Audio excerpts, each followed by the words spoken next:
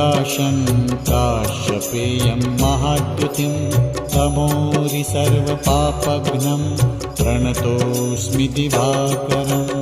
ॐ ह्रां ह्रीं ह्रौं स्वः सूर्याय नमः। ॐ ह्रां ह्रीं ह्रौं स्वः सूर्याय नमः। जपाकुसुमसङ्काशं काश्यपेयं महाद्युतिं तमोरि सर्वपापघ्नं प्रणतोऽस्मि दिवाकरम्।